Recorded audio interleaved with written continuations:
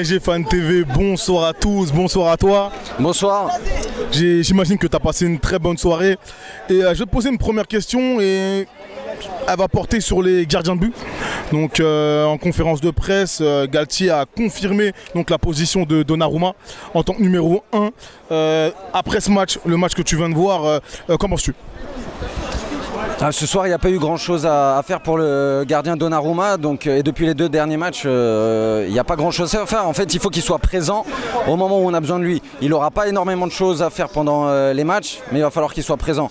Aujourd'hui, il s'en prend 2. C'est pas forcément de sa faute, mais je pense surtout sur le deuxième, il aurait pu être un peu plus décisif parce qu'il ne ferme pas suffisamment son angle. Mais bon, c'est un gardien très fort, très intéressant, donc on a l'avenir avec ce gardien. Donc je pense qu'il faut travailler avec lui, même si ma préférence a toujours été Navas. Très bien. On va parler des joueurs de champ, en commençant par les défenseurs.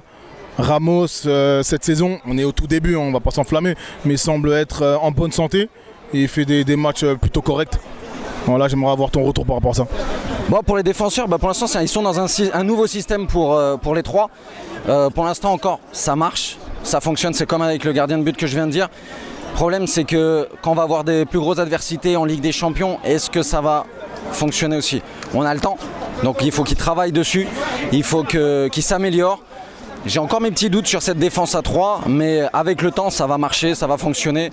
Et d'ailleurs, les buts, encore une fois, le deuxième but, parce que celui qui m'a le plus marqué, c'est encore une passe derrière, dans le dos des centraux. Donc c'est des choses qu'il va falloir modifier. J'ai déjà vu ces erreurs-là dans les matchs amicaux. Il faut travailler un peu plus, mais j'ai confiance. Donc voilà, si je lis un peu entre les lignes, tu dis un peu que voilà, le 3-5-2... ça serait un peu fragile, notamment au milieu de terrain.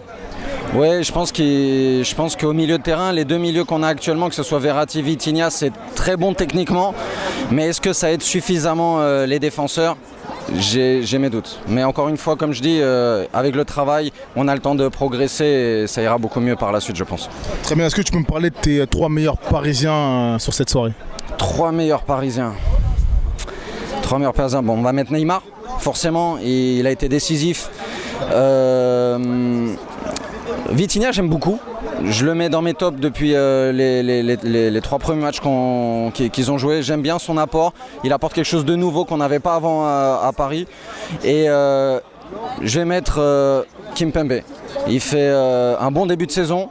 Et un petit message pour lui, joyeux anniversaire. Merci à toi, ça finit en beauté. Merci beaucoup.